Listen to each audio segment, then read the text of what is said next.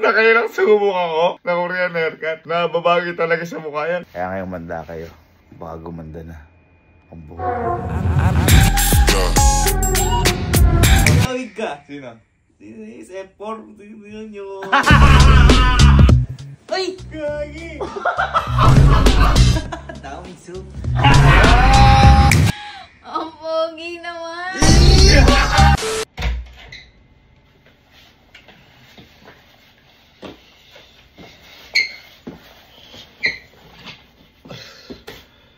Ewan ko kung napapansin nyo pero ang haba na ng buhok ko.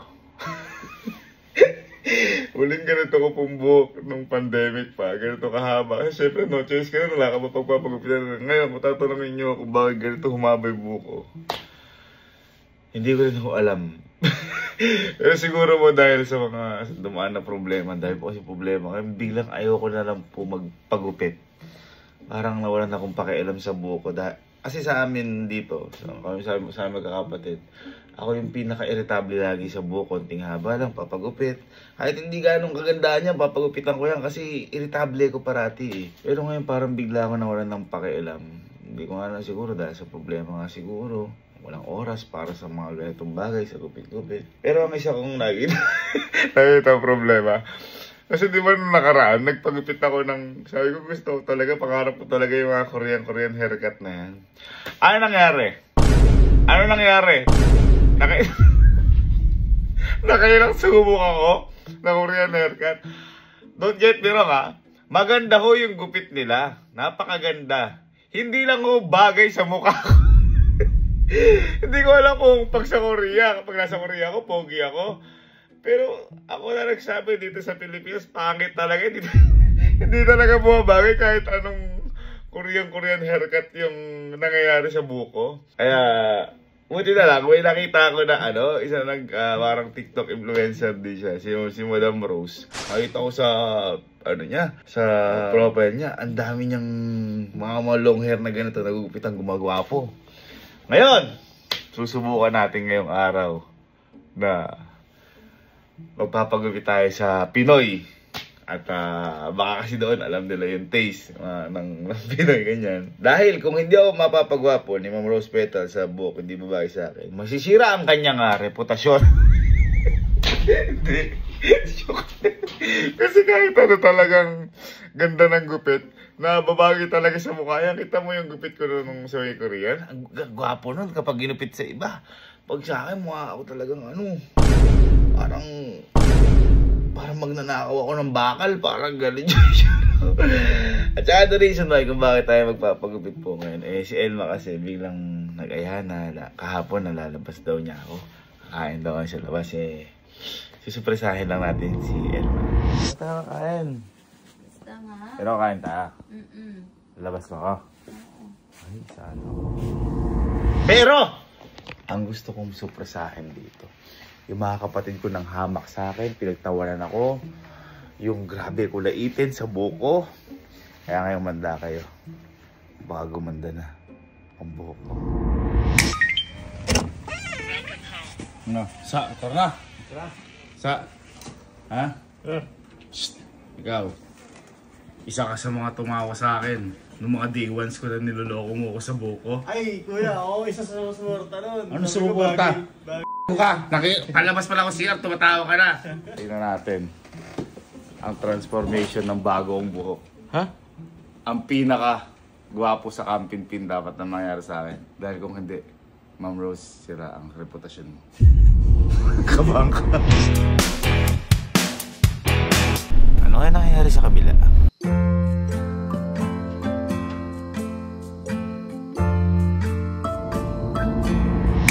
Let's go. Bagong looks, bagong buhay. Uy!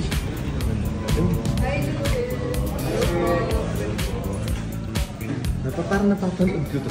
Oo nga eh. Ito nagpagupit si boss best friend, si boss Paulo. Napanood ko na to sa... Guwapo kaya ako dito, mas magiging mukha akong si Raulo.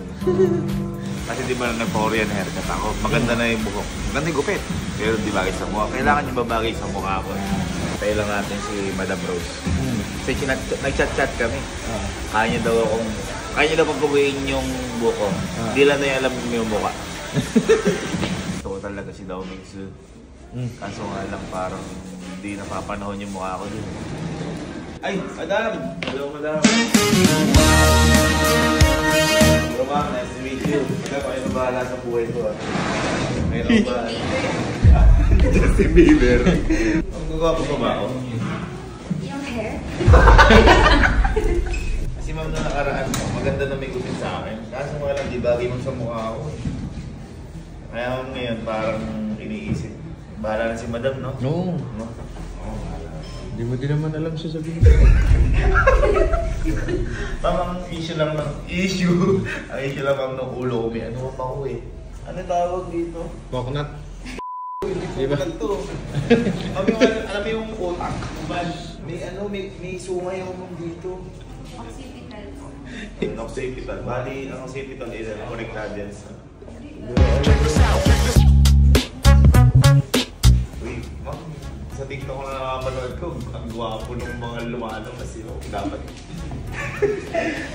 gwapo yun. Mapapadismay yung tao siya. Kami tinatanong yung tropa ko eh. Chill. 50 pa rin daw, Bego Ben. 39. Ayun, ang ganda, ma'am! Wait lang. Wala pa eh. Kasi ma'am, pag ito ma'am, pangit ma'am, masisira ang karir nyo. Ay, joke. Ay, hindi po. Gagi pag mabanta mo ito na. Joke lang. Hindi, kaya ni madam. So, ano yung napapansin niyo sa hair niyo before? Yung mga medyo off sa inyo after yung haircut? Actually ma'am, pangit lahat. Alin to? Lahat kami. Wala akong napansing maganda ma'am. Kahit ma'am ngayon, tinitignan ko yung sarili ko, nadidismaya ako, pero tinatanggap ko na lang madam. Alin po sa buhok? Saka sa mukha na.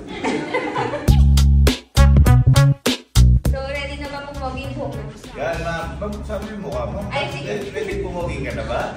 Ganun ma'am. Ah, sige. Sige, pumog. Ready na ba kayo pumogi? Oh, parang na ka eh. Parang ano mo, tal. Parang nag-aalilangan ka ma'am. Okay. Ready na! Eh, sige.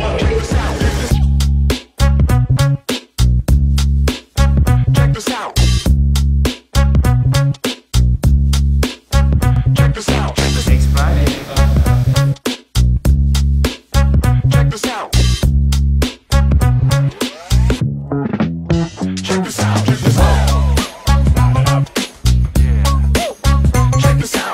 Okay guys, lalagyan ng dragon fruit guys.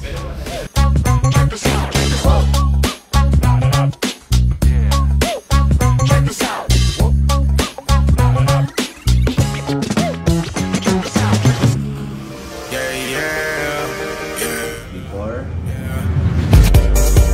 And I just lose control, yeah, yeah. When I'm in the zone, yeah, yeah. I let it all go, yeah, yeah. Yeah, yeah, yeah. And I just lose control, yeah, yeah. When I'm in the zone, yeah, yeah. I let it all go, yeah, yeah. Oh my God! Ito ganda. Pangit ng buko. Ano yung gupit nyo? Ikaw, pag-agi. Parang napakagwapo ko. Parang lagi ako magsasalamin ngayon. Tsaka parang lagi kong papalubuhin yung pisngi ko. Di ba pag gagaganti yung buhok mo gagano ka? Angas par no, parang lagi ako magbabar. Alam mo yung ang lupit ng dating ko, parang may kumuha ng number ko. Thank you, madam. Hindi ko niya mag-ilit. Parang, walang ano. Hindi kayo ng pogi. Sangin ang dito.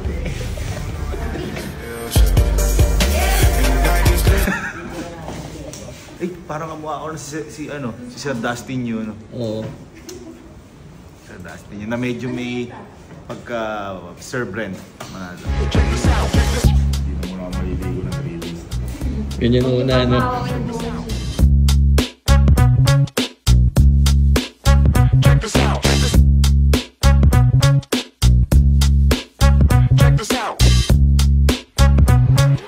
Alam mo niya.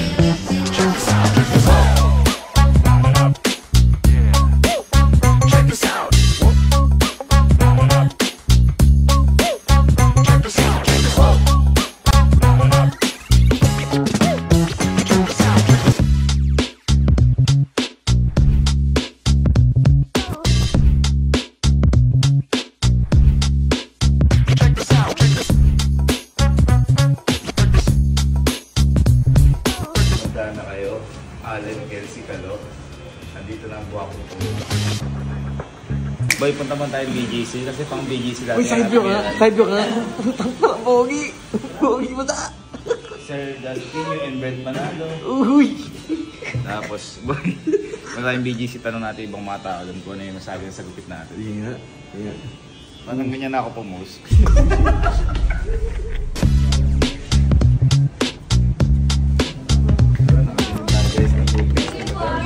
Please. Madam, thank you so much po. Thank you po. Salamat po, sir. Thank you po. Saan tayo punta? BGC pa. Gasig na lagay mo.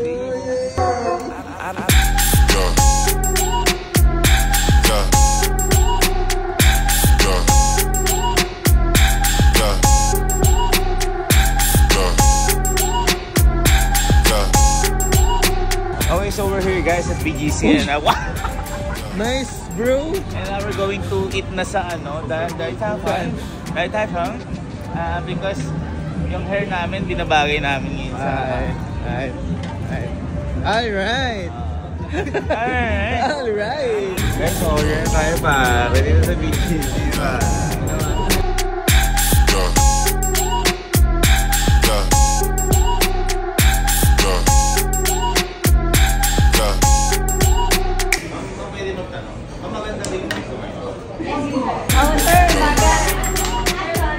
Sir, maganda daw po ba yung buhok? Pwede magtanong. Huwag yung gupit ko man. Ay, hey. Positive. Positive.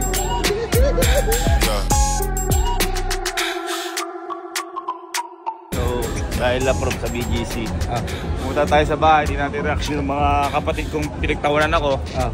Iba ka Mga na day ngayon. ones na pinagtawanan ako, mga sa... Iba ka na ngayon eh, no? Oo. At saka din natin si Elma. Kasi may lakad kami ni Elma. Di ko alam kung saan ako dadalhin ngayon ni Elma. Kakain daw kami sa labas. Uy. Sila may pinto mo ah.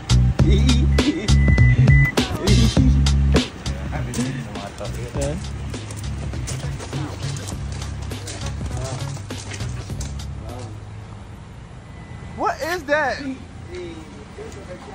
Ha? Ano sabi niyo? Maganda na ngayon o hindi? Yan ang sinasabi ko sa'yo. Inagaw mo naman agad. Ano sa'yo?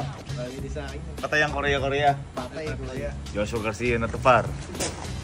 Asan yung mga nang-api sa akin? Tumawa yan. Excuse me?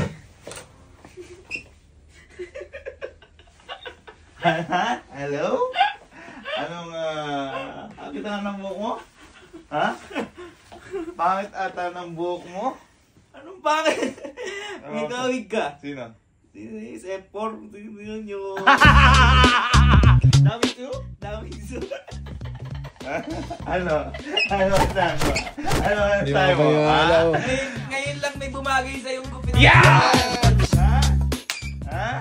Yan, matuto kayong rumispeto ngayon sa mga... Yabang mo na. Ay, dahil pinsan ko si Raulo.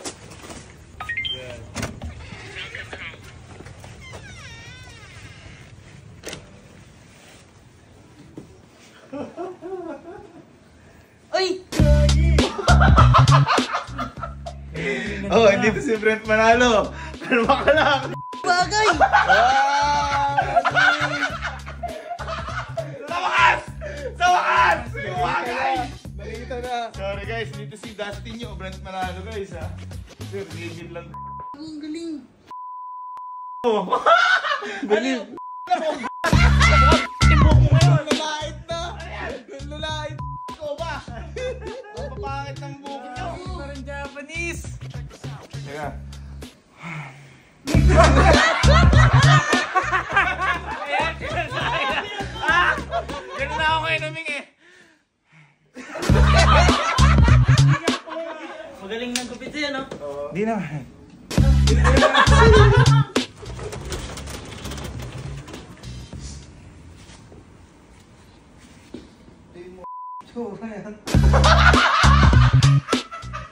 Ano? Napag-unat si Pulgos eh, no? Ang kamusta? Daming soup. Daming su! Yun yung version. Ha? Sige Hindi. Kayo na pogi, basta akin dating. Oo nga. Maganda yung buhok, pangit yung muka. Pulgoso! Bagay ba yung gupit ko, Pulgoso? Ay, hindi rin siya Bagay- makapaniwala, bagay yung Mar. gupit ko? Hindi ka niya nakilala. Di ako to! Hindi ako si Joshua Garcia! Hindi ka niya nakilala. Mamen! Puta ako na si Sanchay ko ah. Ito talaga yung gusto ko kasi si Elma. Lagi siya sabi sa'yo, magpagupit na ako. Ba't ka papakita mo yung buhok ko? Ba't ba kasi pinapakita mo yung buhok ko? Mahaba-haba ang tingnan mo. Pinapakita, nanay kita? Kamukha mo si Sky. Ba't pinapakita mo yung buhok ko? Feeling ko babalik siya day 1 yan sa...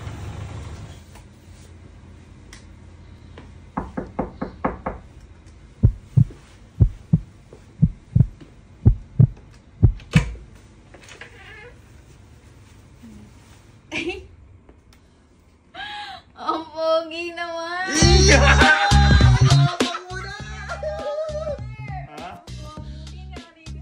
Ikat. Oy! Oh! Sa harap? Oo. That's the new. That's the new. Sa likod? Brent. Oo. Sa harap? Joshua. Pag pinagsama-sama? Sir Gibby. Maganda na nagkakatinawan tayo. Kaya maganda ka. Ay, very good ka dyan. Ha? Oh, baka naman makalimutan mo. Kaya rin pag ilalabas tayong dalawa, ha? Kain mo ako, ha? Wala ko naman kung saan mo ako dadalhin. Bakit? Lalabas, di ba? Asan tayo? Eh, siyempre nag-expect ako. Kala ko steak. Asan tayo? Sa labas, di ba? Oh. Parang ayaw mo naman. Kala ko steak eh. Paris pala eh. Ayaw mo? Gusto naman eh. Napagupit pa ako. Naghanda-handa pa ako. Uy, naalala mo, nung nag-Paris tayo, oh. Ikaw nag-aya sa kanya Paris, magustuhan ko. Ano na? Sila pa sila. Oo. Naalala mo, naghanda din ako doon. Naghanda ako. Mabawi ka. Kung nag-dress, ay nag-ano pa ako. Pumalak pa ako doon. Oh, Paris na ito. naayabas sila. Sarap. Anong sabi ko? Balalabas tayo. Mas masarap na ito kaysa steak. Paris. Dahil nakapagkasama. Tapa?